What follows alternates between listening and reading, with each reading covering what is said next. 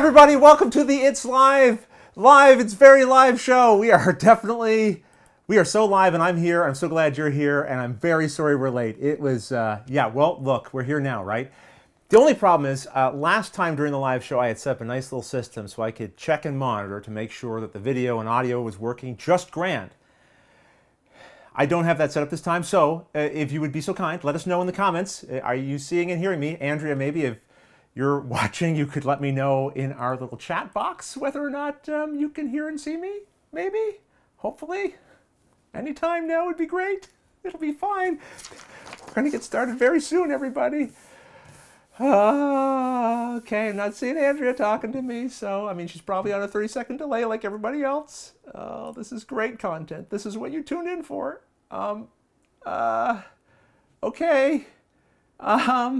The comments, maybe the chat will save me. Please.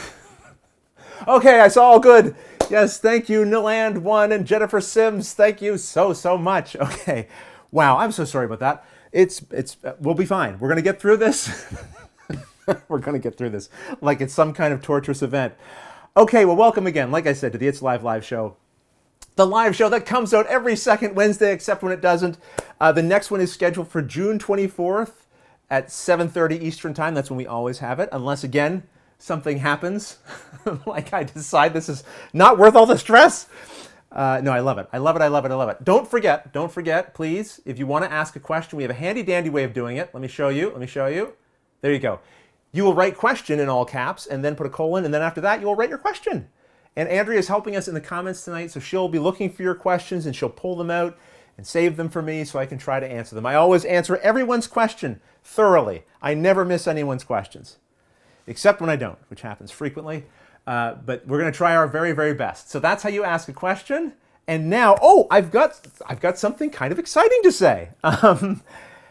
Ian and Kathy, who maybe are watching tonight, are having their 31st wedding anniversary. They live in Perth, Scotland, and I think we should all wish them a very happy day. In fact, let's sing them all of us together. Sing, happy anniversary to you. Happy anniversary to you. Happy anniversary, dear Ian and Kathy. Happy anniversary to you.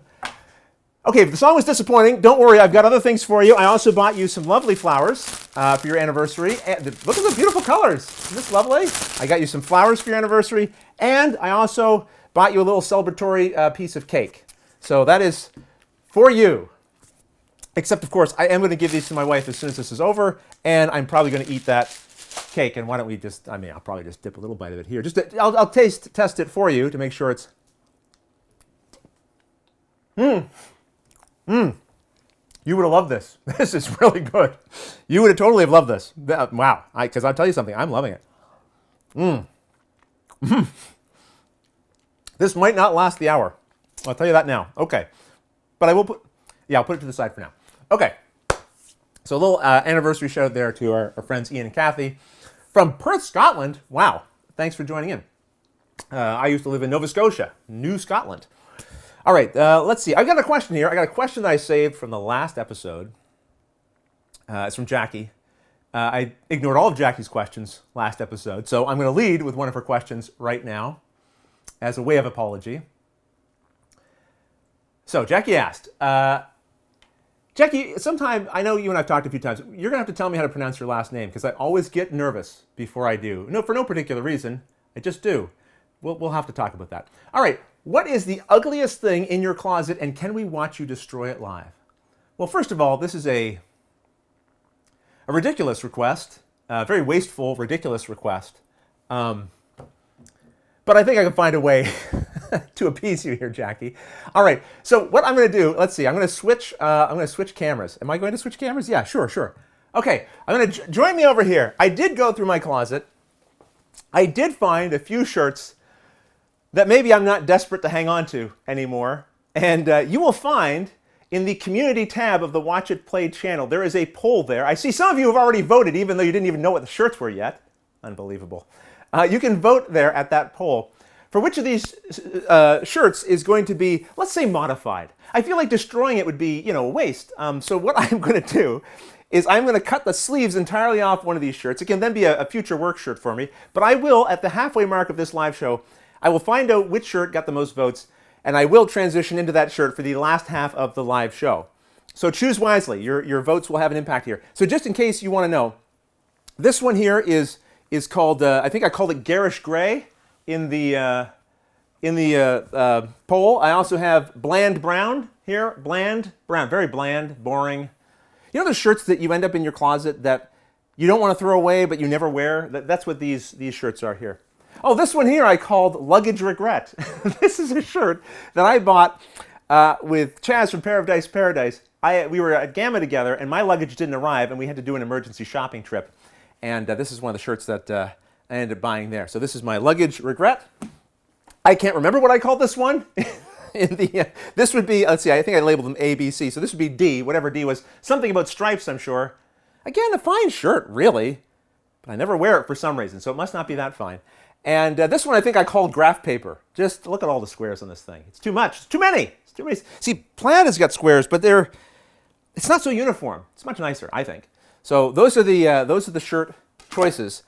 I actually, as I recall now, I had a picture that I was going to leave up during the live show to remind you occasionally if people were joining in later, but I think I forgot that in all the madness. I might not. Oh no, it's here. I might have a chance to add that to the live stream. We will see. I'll head back over to the other table though. But now you've seen them, right? We got graph paper. We've got you might be wondering what's this hook doing here? You don't have hooks, do you, over here? I do, because this is actually where we put a little bit of our sound buffer. It hangs up on the hooks like this, a little behind the scenes there for you. But it also helps out when you're doing a shirt-destroying poll type situation during a live show. We've got Stripey Fella here. I don't know, again, what we're calling that one. We've got Luggage Regret. We have got Bland Brown. And we've got, which doesn't stay on, and we've got Garish Gray. Okay, so there you go. That's the vote poll. And look, we're going to do a little something extra with this vote poll. Hold on. I'll come back over to the other side here. Okay. So what I'd like to do is for every vote, let me see. I'm going to try to queue up something here I want to share with you. Give me one quick second to better describe this. Okay, so you should be hopefully now seeing a website. So what I'm going to do is for every vote that we receive during this poll, during this hour of the live show, I will donate $1 to Primary Colors. And this is a charity fundraiser which helps promote art and artwork for Indigenous peoples in Canada. Actually, we can find here, there's a nice little about us here.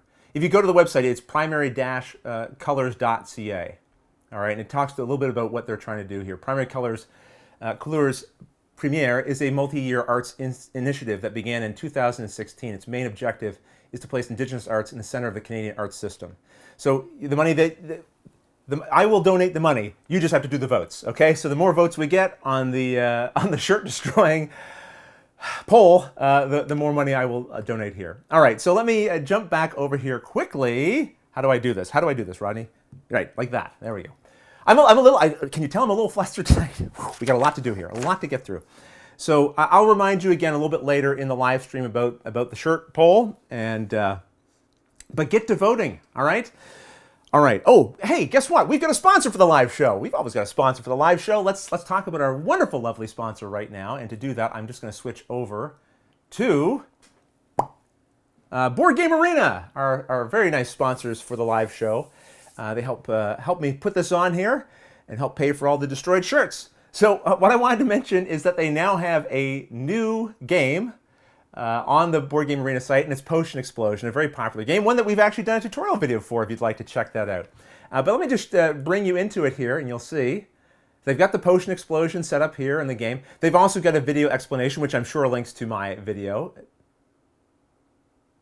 Who is Ivan Van Norman? Well, he's fine too. It's fine, I guess. I mean, they just sponsor the show, I guess, if they want. So there's a video here that would probably teach you how to play the game. That's cool. You could just read the rule book if you wanted to as well. Let's just talk about the game, shall we? Okay, let's see the game in action. Let's just move along.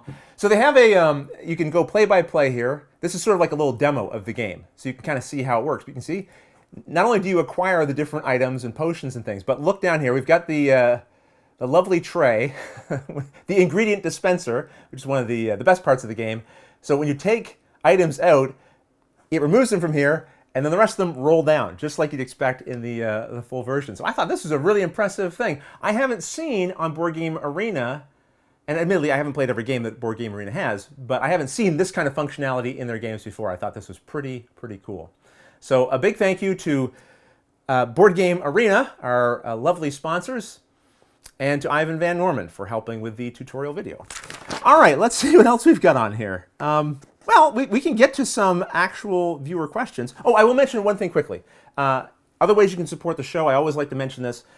You can get a Watch It Played game shelf poster. You'll find that link in the description below, along with links to Teespring, where you can pick up shirts and mugs. We've got Pod Pledge promos, if you want to pick up some promos from some different games that we are featured in. And you can always put tips in the super chat, which is nice. So you'll find in the chat during the live stream, there's a little $sign there. You click on that and give a little donation of support to the show there if you'd like. All right, I'm going to jump into a couple of questions that were asked on our Board Game Geek Guild, and then I'm going to hop over to your questions, all right? Let's jump into one of the first ones here. Oh, this is the one from Jackie, which we've already talked about. This one is dead. Lance Simpson. Lance Simpson asks, what software do you use to manage your tasks and to-do lists? Well, I think I'm going to need another piece of cake for that one. This is a heavy question. Boy, that's good. I love all your questions, everyone. This might take the cake, you could say, for the most boring question yet. Sorry, Lance, that's a great question. We all have to organize our lives. The typical way that I organize my life is with little Post-it notes. Can I show them to you? Oh, I should have brought them down so I could show them to you. Will you hang on for 1 second? Just hang on for 1 second. I'll be right back. I know this is terrible live. I'll be back. Just hang on a minute. You'll hear me. We'll talk together. We're going up the stairs. It won't take long. We're just going to run into the computer room where I work. And we will find all of the little stickies and notepads. Yeah, got them. Okay, on my way back down. This is great content. Everyone's loving it so much. Okay, almost there. And this is how I organize my life. I usually have one notepad. Here, I'll just get this out of the way. I usually have one notepad that is sort of like the most important high-level stuff. This doesn't generally get changed. But then I will peel pieces off the back for kind of the daily tasks that I know I'm going to be getting to a little quicker. So I have like on here a reminder that I need to prepare for the live show. This didn't get as much attention today as it should have.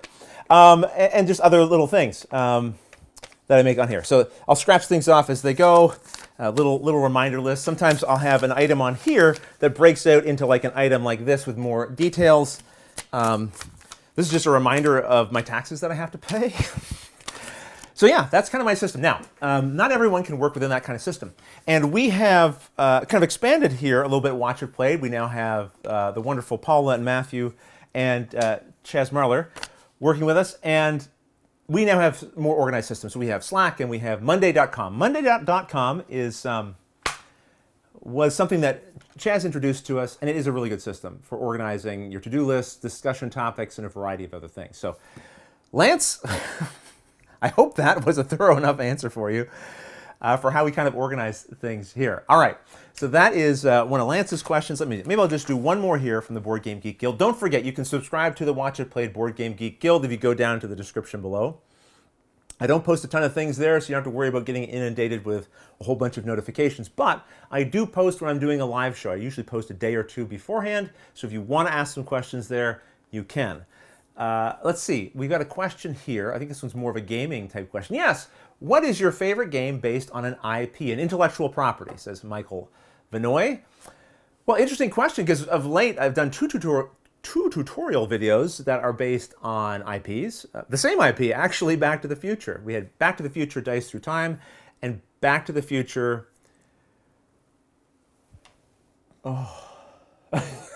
Back in Time? Through Time? Over Time? Marty Needs More Time? Doc Brown and the Time Jets. I don't... I'm embarrassed. Anyway, I did 2 games. They're on the channel. You'll find them. And so those are 2 IP-based games. And we're seeing more and more IP-based games. And I have to say, it's a good time for that. Because in the past, I would think a lot of us would say, both in board games, even in video games too, IPs were used as a way to help sell the game without having to put a lot of energy and work into the game, right? Because here you've got a known property people are interested in. They don't care what the game is. They just want to be playing in that world or with those characters. So you almost have a certain percentage of sales guaranteed. And that has led to a lot of disappointment. A lot of people have bought terrible games because of that. These days, I think the IP-based games that we're seeing are much stronger, much better, and in a lot of cases, no different than any other non-IP-based games in terms of the quality of the design and production, which is great to see, because I think a lot of people outside of the hobby will end up buying IP-based games. Not thinking that they're entering into our hobby, but that they're just like, oh, Back to the Future. Cool, I like that movie. I'd like to play this game, sure. And then if the game is good, my hope is that it sparks a little light bulb over their head that goes, wow, is this what board games are? This is way better than I remember with, like, Sorry and Monopoly and Risk and that. I want to see what else is out there, because I saw a whole bunch of other games on the shelf as well. So the success of an IP-based game, I think, is a good thing for our hobby overall. But that wasn't the answer to the question, was it? But I managed to fill a lot of time there. The question was, what's one that I enjoy? What's my favorite? Oh boy, you really put me on the line there, Michael. I think I would have to say Game of Thrones, the board game, is my favorite IP-based game. I don't play it a ton because it's a more longer invested game, and it's a stressful game, but I really like it.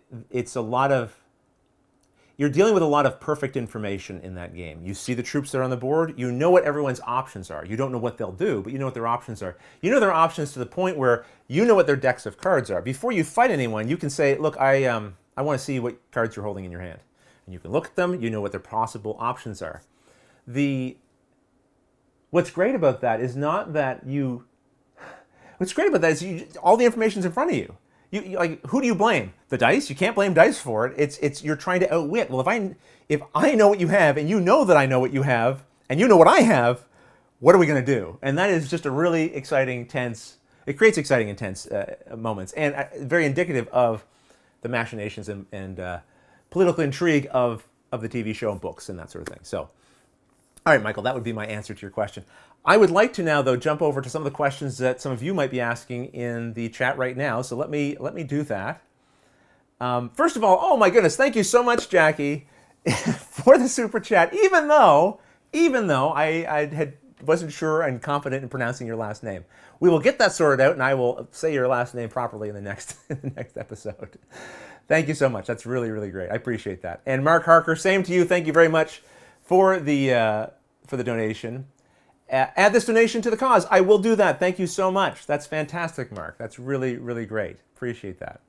All right. Now, Andrea, I'm going to have to ask you a question here. We're going to have a little behind-the-scenes chat here at Andrea and I, because I know she left some questions for me from the previous episode potentially. Am I seeing any of those here on the screen now, Andrea? If you can let me know if we're in new questions or in old questions. I mainly only want new questions at this point, because if I try to answer the old questions from the last episode and the new questions from this episode, there is no way it'll happen, especially when I'm stuffing cake into my face half the time. How will you tell me? Maybe in the super chat area. Hi, yes. Okay, well, I'm going to assume that means we are good to go with new questions. And the first question is from, I'm getting more. Oh, wait. Yes, old questions. I went through. Okay, so there are some old questions in here. I don't know at what point I'm going to hit the new questions. Just go. Andrea's telling me just go faster. Okay, Andrea, fine. I'll go faster. Okay, Pepe Argano. Oh, Pepe, I'm so sorry. You have a wonderful and beautiful last name, and I'm just butchering it. Aragonese. Pepe Aragonese. Do you often cook? Can you recommend a Canadian dish I can try at home that doesn't require ingredients you can only find there? I don't often cook, and my family will tell you this. I find it, I've mentioned this before on the show, eating is sort of a very low-end priority to me. It's only ever fuel. It's a speed bump in my day. Some people love to like sit down to a great meal and enjoy it, and for me it's more of a, okay, I got to stop and eat, I guess, because I'm going to pass out if I don't, but then like get on with things. So I'm pretty content eating pretty boring things, unfortunately. Andrea does have a couple of favorite dishes that I do make.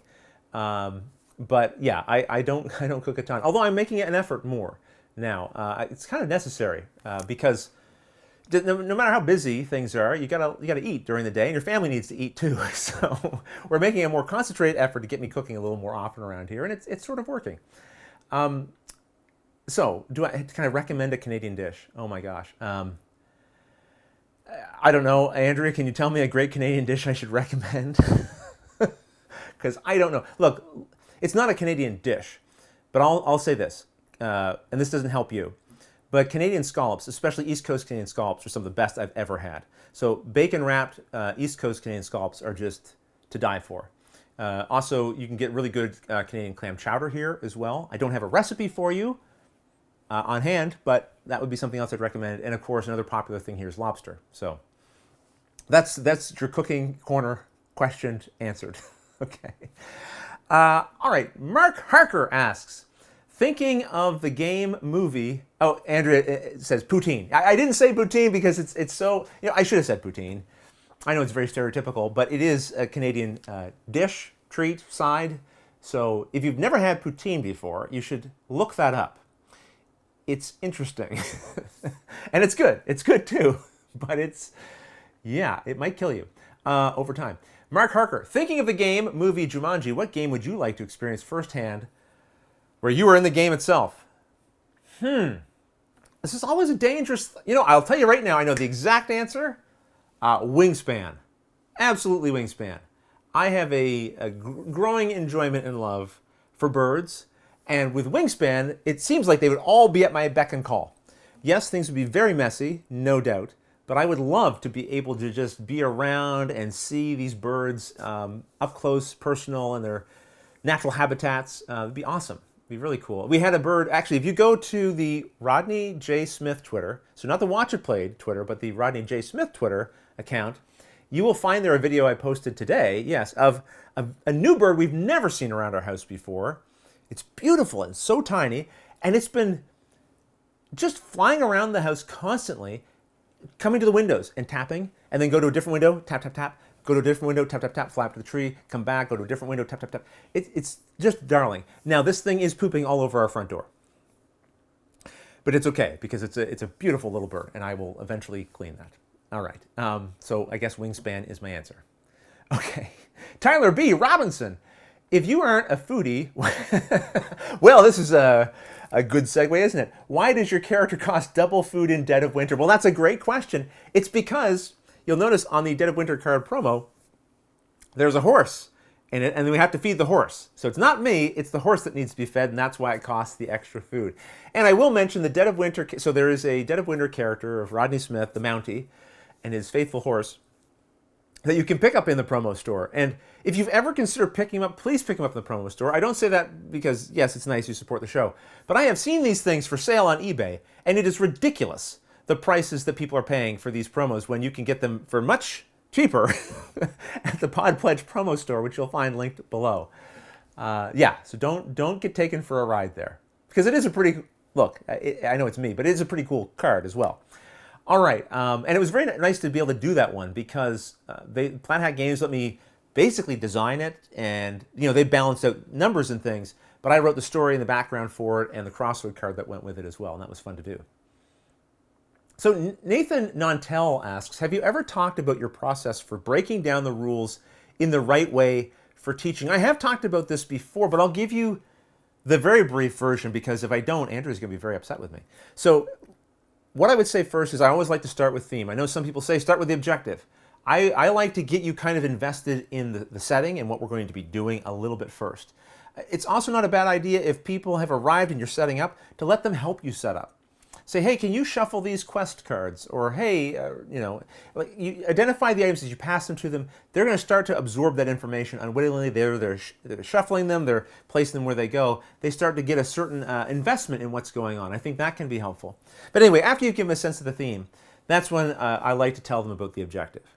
So now they know the theme, I'll relate that theme to the objective. Okay, so you understand that we're all kings of our kingdoms, and you know that we are going to be fighting over this area of land. So the winner of the game is the person who can control most of the land at the end of the game. So we try to attach the theme to the objective, and then it's time to go into the explanation. And there's not really any way for me to summarize this for you quickly, so I won't try. Basically, what I'll say is I try to follow the order in which you would experience things in the game. So I will think about how's a round laid out, and if there's 5 steps, I will walk through the 5 steps in order. I will try not to get sucked down little rabbit holes or rabbit trails talking about deep strategy or something that comes into my brain as I'm telling one rule. Oh, I should also tell them about this. I just try to stick and focus on one thing at a time so people don't get confused. And if I have to, I'll go back and try to clarify things. Every game's different, though. There's no one way, correct way to do it. But those are maybe some helpful guidelines. Goran Edrovsky asks, how many times, failed attempts, do you need to do before you succeed with the flipping of the box beginning of every tutorial? Goran, I don't know why you're assuming I ever fail. First time every time, right? Glad I can help you with that question. Jennifer Sims, in terms of box size, what is the biggest game you own and smallest game you own? Okay, all right. Challenge accepted. I'm going to have to disappear for this one. I'm sorry, I can't bring you with me, but it's just the way it goes. I guess I have a couple more seconds here. Eat some more cake. Happy anniversary, Ian and Kathy. The cake is awesome. Okay. Let me see if I can find my smallest and biggest game. You know what I'll do? I will bring this with me. Okay, so this is how I contain all of my smallest games in these big boxes. I'll move that out of the way in a second. Let me move it now because that's obnoxious. Okay, and let me see if I can find my biggest game. I think I know what it is, but I gotta double check. You know what? I was gonna say Mechs versus Minions, but I completed that game, and if I remember correctly, I gave that away to someone in my game group. So that means now, I'm not going to bring it out, but my biggest game box is the Reckoners. Yeah, there you go. That is the biggest game I own is the Reckoners. It's a big box. Got a lot of stuff in it. Smallest game, it's got to be in here somewhere. No thanks. You are winning so far. I have a few boxes of this size, so, I mean, there's a few that are maybe tight. Oh, no. Oh, boy, no, we've got something a little smaller in here. We do. Okay. Sorry, no thanks. You did not win. Jennifer, the answer is, this is tough. No, it's, I was going to say it's Timeline Canada, but I think it might be Hi, I'm a Deck of Compliments, although this is not exactly... This is not a game, so I guess this doesn't count. I guess it has to be Timeline Canada is my smallest game. This is a fun little thing, though. This is called a deck. Let's get social. Hi, I'm a Deck of Compliments. So the idea is that you would just kind of have these maybe at a gaming convention or at a game table, and you just hand out little compliments to people. When I look at you, I can't bluff, says that one. You only lose at lousy games. You've got all the right meeple moves. You're like sunshine in a trade show hall. So just a bunch of like cute little things. You don't always play board games, but when you do, you win. And this is from Helvetic is what it is. And this was something they gave out at their booth at, I believe, Essen. Yeah, it had to be, because I recognize this code. Booth H3G110. That is, I'm pretty sure that is a Essen dealer hall code. All right, so that's my biggest and smallest. Sorry, Andrew, I can't go any faster. They ask questions. I got to go running. I'm trying here. Blame Jennifer. Okay, Brad Rasmussen asks, when did you introduce your children to board games, and what were some of the first games you played with them?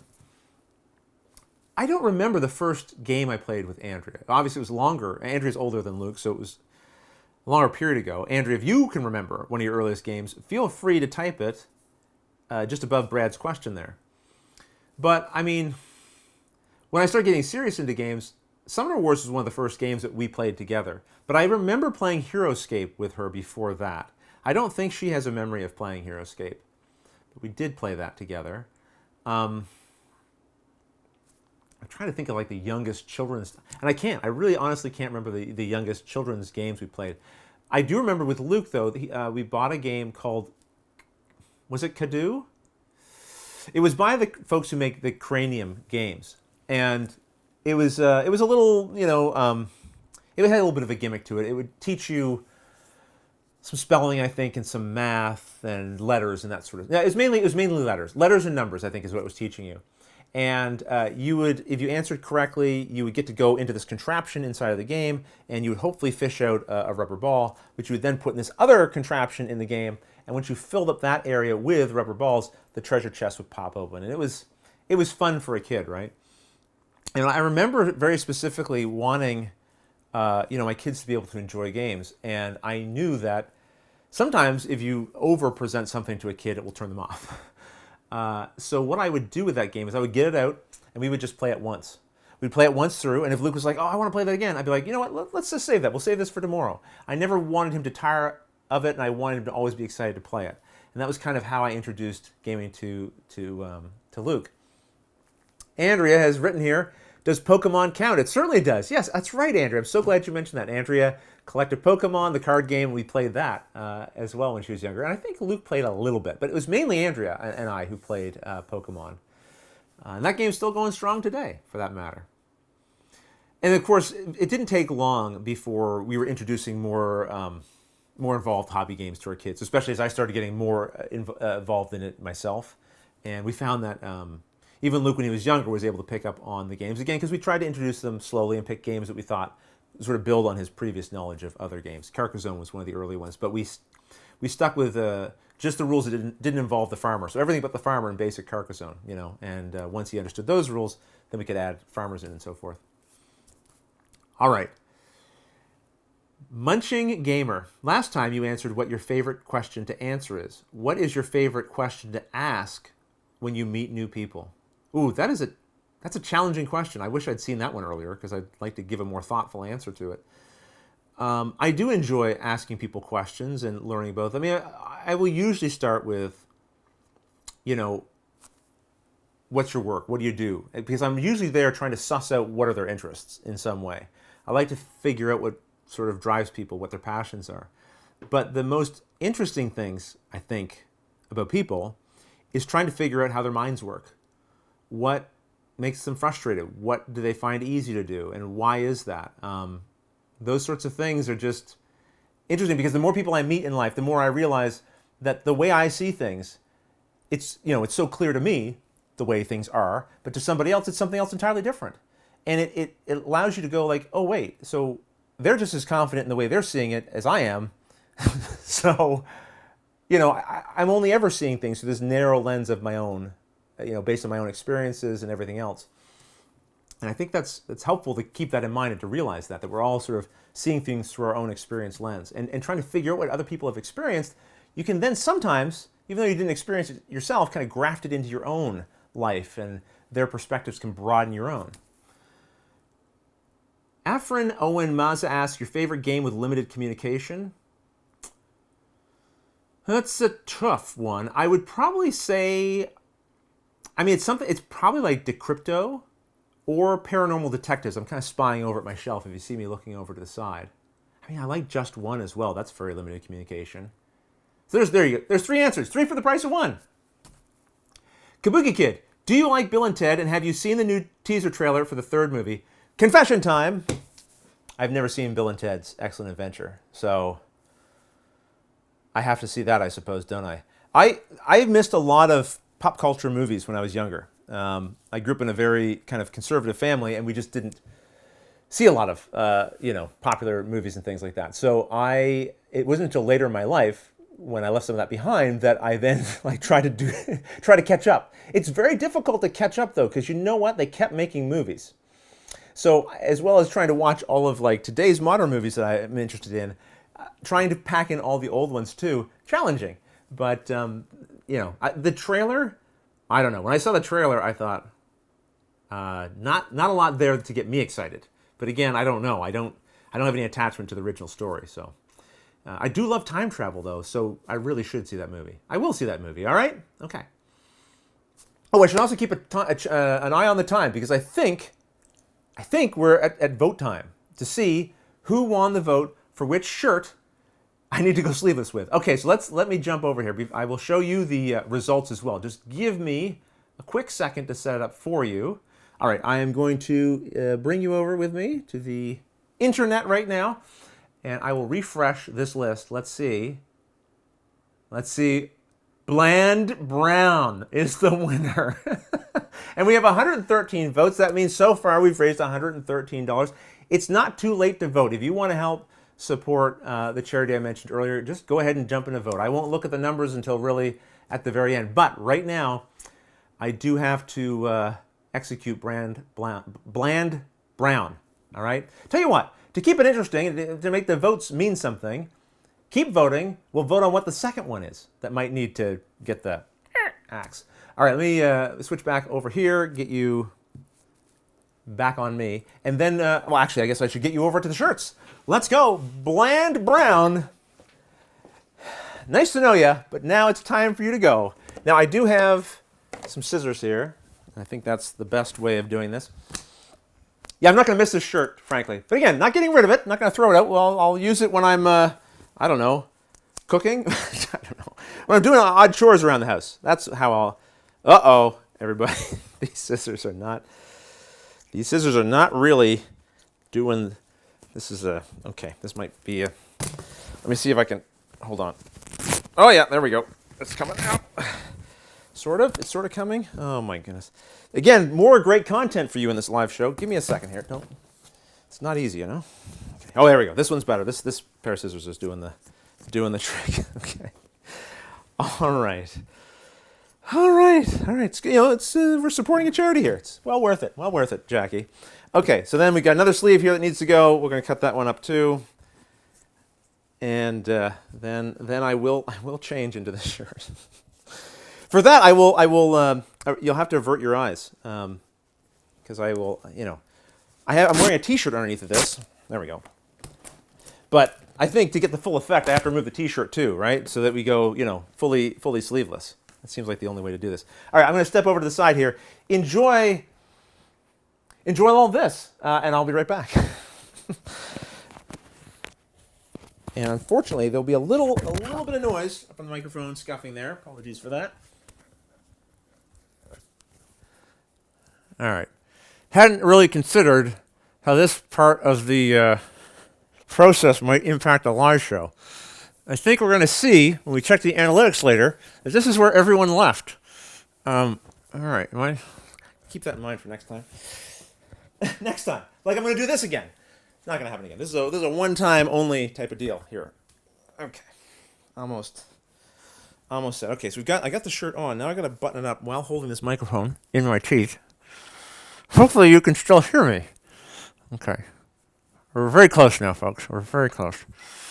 Actually, I think I can make my way over here. All right. So, all right, everybody. Sun's out, guns out. This is not my favorite look. I think. Yeah, this is not my favorite look. And now you have to look at this for the rest of the live show. Another part I hadn't really considered in this plan. Was this planned? I mean, this is a terrible plan. Blame Jackie is what I say. That's what I do. Blame Jackie for this. Okay, there we go. We're back together again, and we're raising some money. Okay, so let's get back to some questions, shall we? Okay, I've got a couple more questions here from BGG, the BGG Guild. I'll answer some of those, but don't worry. I'm going to come back to more questions in the chat, so feel free to ask your questions there. We will get to them. We already did that one.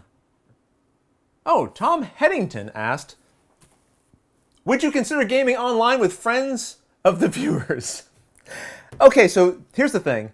I get questions from viewers, and sometimes I have to edit them because they're like very long, and I'm trying to add them here to the screen. And sometimes my editing job, when I'm doing it at the very last minute, leaves a little bit to be desired.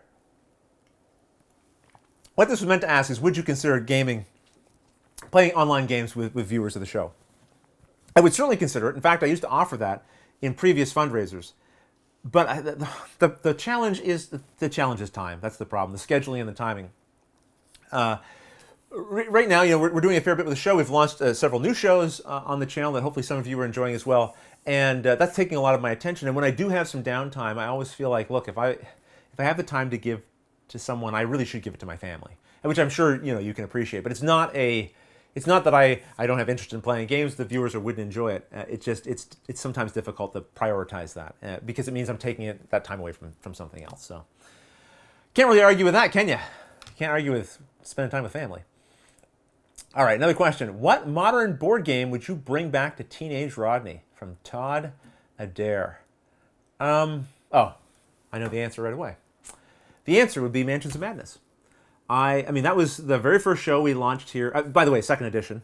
Oh, I'd have to bring an iPad back from the future to my teenage self. Am I allowed to do that? If not, then I might. Okay. If not, then I might say. I'd probably be tempted to say Keyforge, but I would want to bring back a bunch of decks. Can I do that? Can I bring back a bunch of decks from different sets? Because I think Keyforge is my favorite card dueling game, and I love card dueling games. It's hard to bring stuff back from the future. Okay, but if you allow me the iPad, I would say Mansions of Madness 2nd Edition. But they wouldn't have like charging cables for it. See, people are always like concerned about hey, look, apps and games, what's going to happen in the future? Forget about the future. The future will be fine. If we have to bring them into the past, it's not going to work. That's the real problem. If anyone's going to be upset about apps and games, they should be concerned about the fact that time travel will ruin everything as it relates to those games. So that's why apps shouldn't be in games. I love apps in games, actually, when they complement the gameplay. So I don't have a problem there. So that would be my answer. Because that was the first game I played here on the channel, the first edition, and I loved the evocative storytelling that came out of it without requiring someone to actually run it and be the dungeon master or whatever. And it's not as open world as, say, playing a role-playing game, but given how many scenarios there are for it, in a lot of ways it is. And because every time you play that scenario, they make adjustments and changes, you never know exactly what to expect, which is pretty cool. All right, so Todd Adair, there is your answer for that. I think I have another question on here. From Jesse Roadheaver asks, what is a positive and negative experience from your past that has motivated you to be better? That's a good question. And this is one I wish I had more. I was putting this on here to bring down during the live show. It's one I would like to give a little more thought to. Actually, you know what? I can cheat a little bit. I can give you an example of one experience or series of experiences from my past that they both had a negative impact, but I think were ultimately a positive thing. I was teased a lot when I was younger. I lived at a dead end street, and I don't know. I stood out for a variety of reasons, I guess. One of the things was probably because I didn't get to watch all of the popular movies at the time, and I wasn't up on all the lingo, so that made me stand out. I didn't really encounter that kind of teasing and that sort of thing at school. It was just on my street for whatever reason. I was younger. I guess that was maybe one of the things. I don't know. Who knows? Who knows why bullies do what they do, right? But it was not infrequent for me to go home crying to my parents at night, just confused about why. Like, I'm not trying to hurt anyone's feelings. Why are they doing that to me? But the thing about that is, when I was in school and other situations in my life, I think it gave me some empathy when I would see other people being picked on, or getting in trouble, or not being able to fit in. And, I think that played a role in me trying to be a comfort to them or connect with them in some ways. I remember actually a teacher coming in. There was one student in school who was, he was always acting up. He was often getting in trouble, but he was also often being teased by the other classmates. And I befriended him and tried to be nice to him. And I remember a teacher coming to me one day and going, Rodney, look, I don't think you should be really hanging around with that kid. He's not going to be a good influence on you. And that confused me because I was never going to get into the bad things he was doing. It just wasn't the way I was wired. And so all I was doing was just being friendly to him. And all I could hear was the teacher saying, please don't be nice to this kid. And I understand now as an adult what the teacher was maybe concerned about, but I think those were areas that was helpful for me a little bit as I grew older. I don't know if that answers the question. Maybe it does. Yeah. One sad thing I remember about that being teased on my street is there was a kid on the street named Tyan, and he lived at the far dead end of the street, and he got teased way worse than me. And I remember the feeling of relief when he would come out of his house and end up in those social circles. It's a terrible thing to say, but I knew at that point, oh, the pressure's off me. And I think what I regret the most is I would get involved in the teasing there.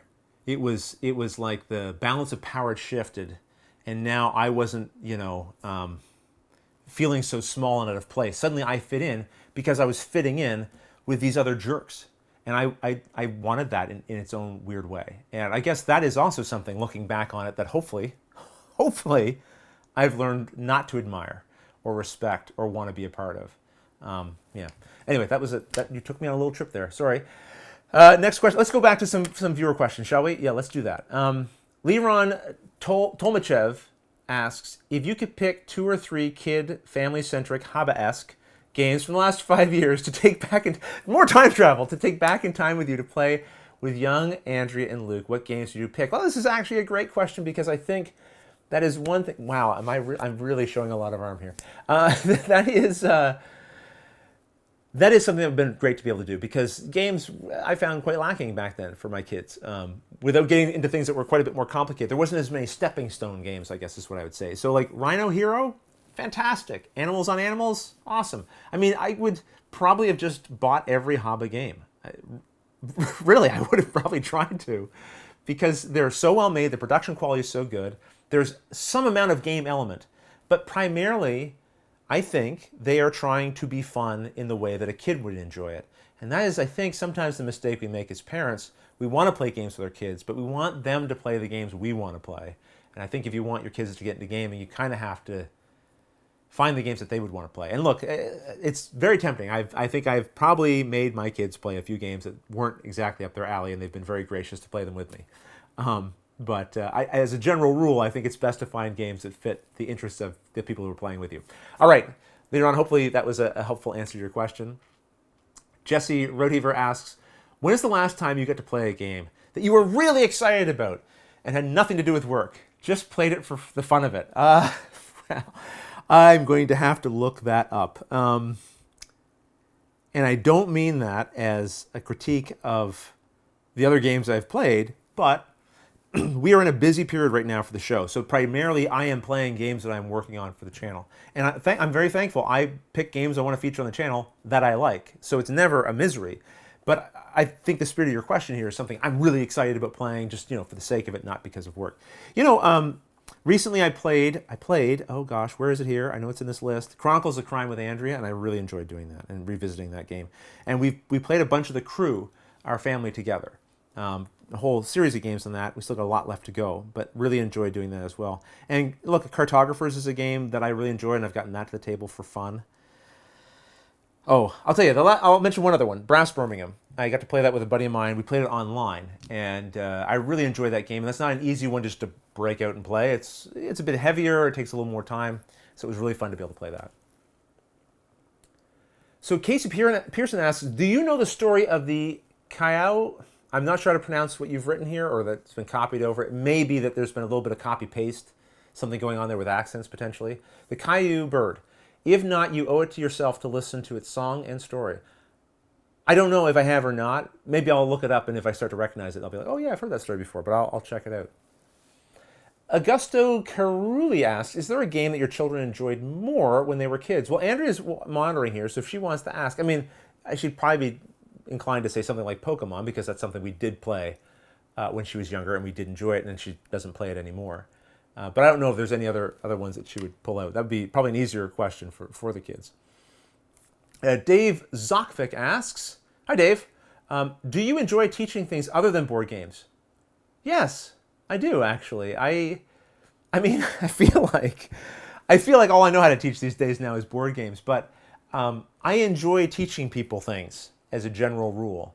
I like that feeling of, hey, you don't know how to do something, and I can maybe, if I do a good job, impart that knowledge to you, and then boom, you'll have the expertise and you'll be able to do it. There's just, I mean, we often think of gifts as, giving someone cake for their anniversary and then eating it on them.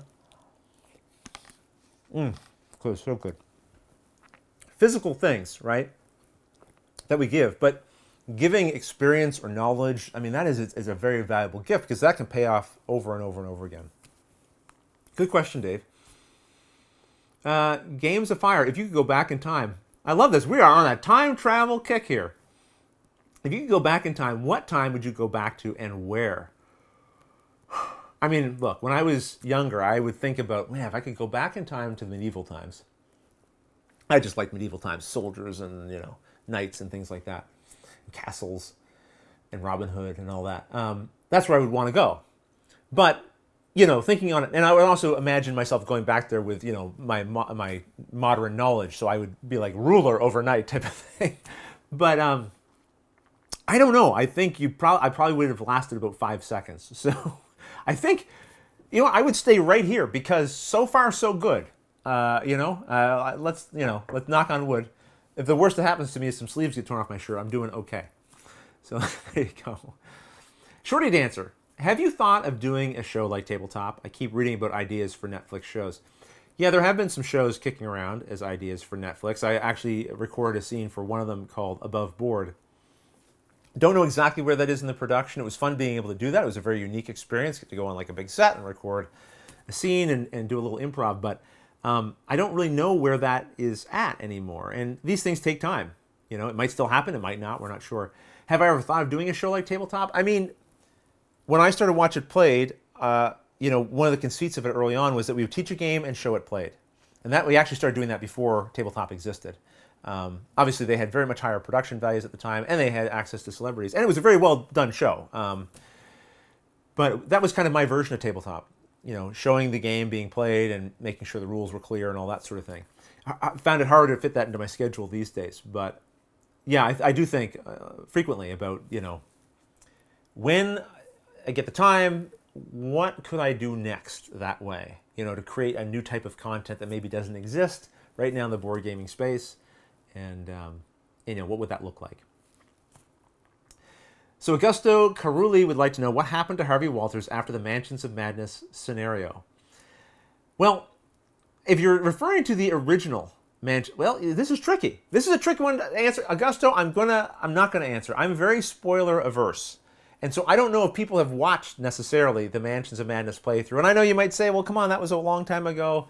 But if someone hasn't, I wouldn't want them to know what happened to our friend Harvey Walters. For anyone who doesn't know, Harvey Walters in the very first series became a key character that I think was much beloved by both us as players and also the people watching the show.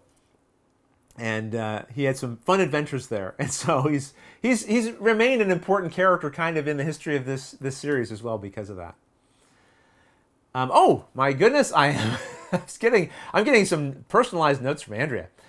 There was a super chat. Okay, so super chat from Yannick Samard. Thank you so much for that super chat, Yannick. I think there's a comment here as well. Oh no, this is Andrea. This is Andrea answering the question.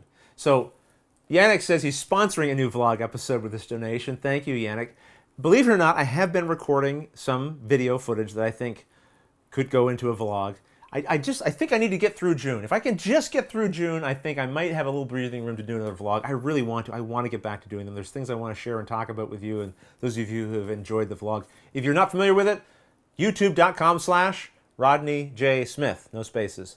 And that will take you to our vlog. There's a bunch of episodes there, about 50, and you can watch through and sort of get caught up if you'd like.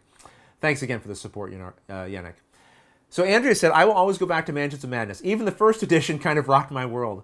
Everything after that sometimes can be a comparison in terms of mystery games. Yeah, Andrea will still, I mean, she would, pull out Mansions of Madness second edition right now and play it. I'm speaking for her here, but I think that she would agree.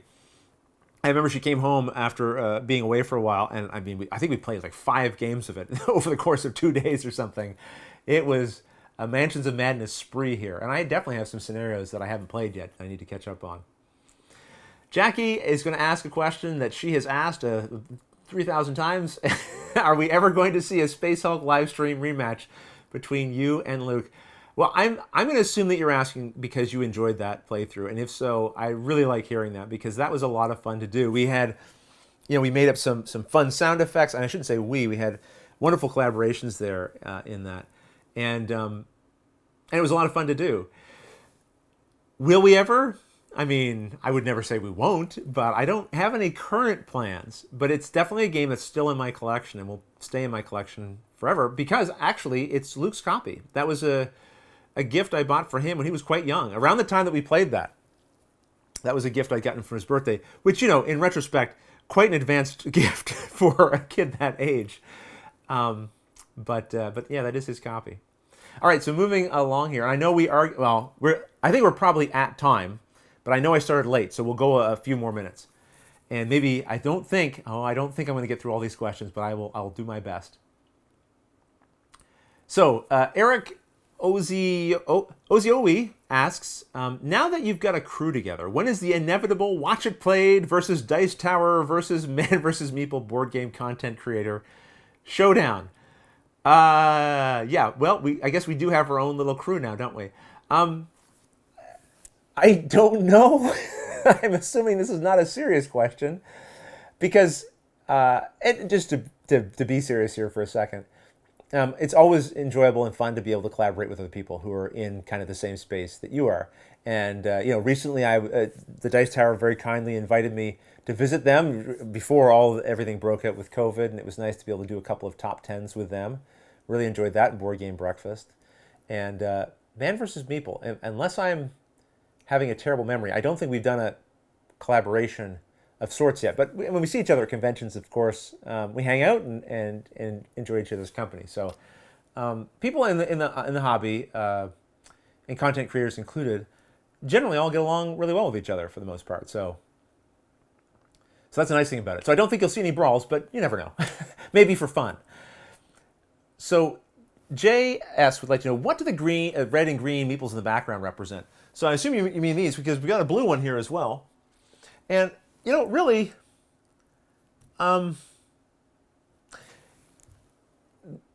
they have a couple of meanings to them. I mean, one thing I wanted them to represent in part was the different types of games. Like I look at a meeple and I think a little bit of a Euro style game. I look at the guy here. You can't maybe see as well, but he's holding what looks like a rifle, right? He's a soldier, and that makes me think of some of the more what we would call Ameritrash style games, adventure style games, right? Like Mansions of Madness, that sort of thing. And then I've got an upside down peg, and so it would normally be like like that. He's in here because to me that represents the classic games. Your Monopoly and your Risk and these and I think those all have a part to play in the hobby that we're in now. And I want I want the show to embody not just all the hottest and latest things, but also the things that sort of got us where we are. And recently I did a tutorial for a Monopoly for that matter, right? So that's that part of it. The colors represent me and my kids because I always like to play blue. Well, actually, I shouldn't say me and my kids because Luke actually likes yellow.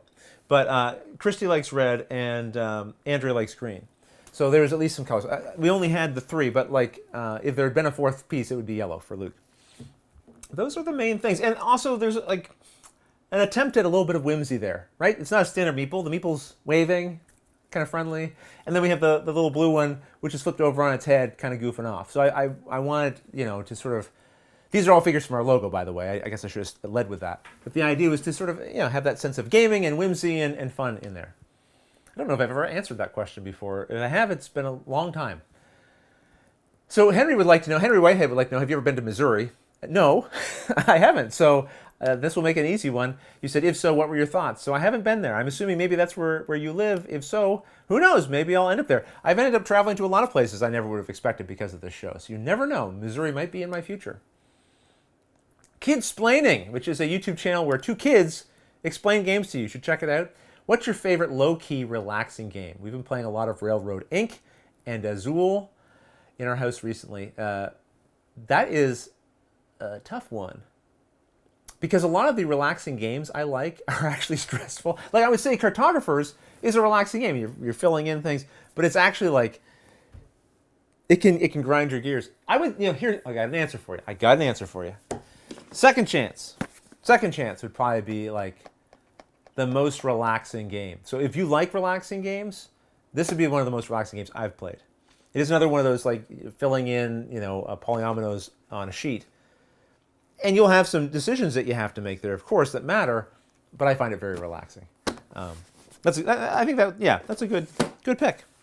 Good pick, Rodney, he said to himself.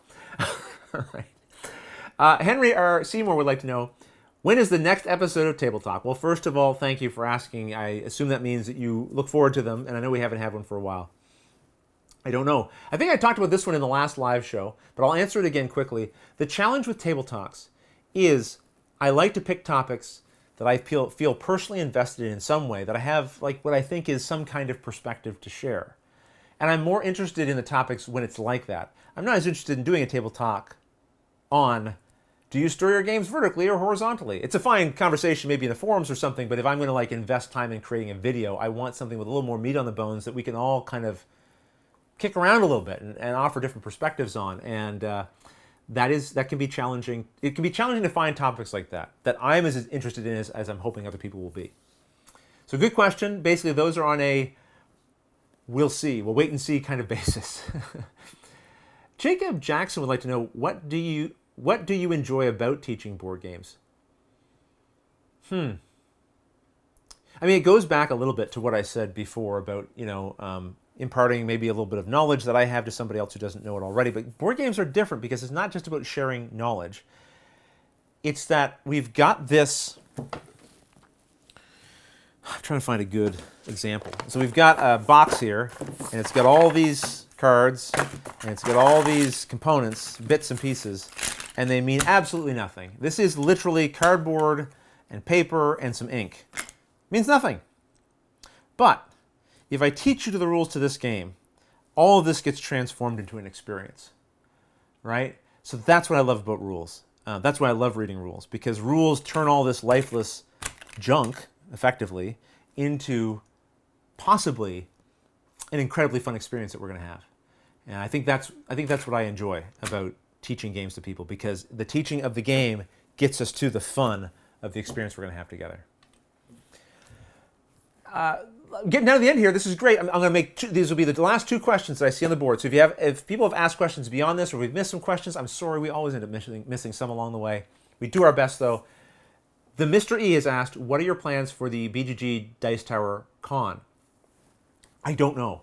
I don't know yet because I got to get through June. I've said that a couple times in this video. I don't mean to harp on it, but June is all I'm focused on right now. There's the number of projects that I'm working on for June, and once I clear those off of my schedule, I'm going to breathe a deep sigh of relief, and then I'm going to be able to start going, okay, what's next? And hopefully be able to resume a more like sort of normal pace. But my hope, at the very least, is to jump into some of the games that are being played along the way, if nothing else. Okay, Kabuki Kid, what is the last book you read? Rule books don't count. That's a good one, good caveat. The last rule book I read. I don't remember the last rule book I read that I finished. I can tell you what rule book I'm reading right now. It's a book called So You Want to Talk About Race. And it's been so far fantastic. I wanted to try to self-educate and read a little bit more about racism and its impact on the people in our society and the part that I play in it, for example, as a member of the society. And this has been just an illuminating book. It really has. And it's also been disappointing. The book's not disappointing. The book's great. What I mean is,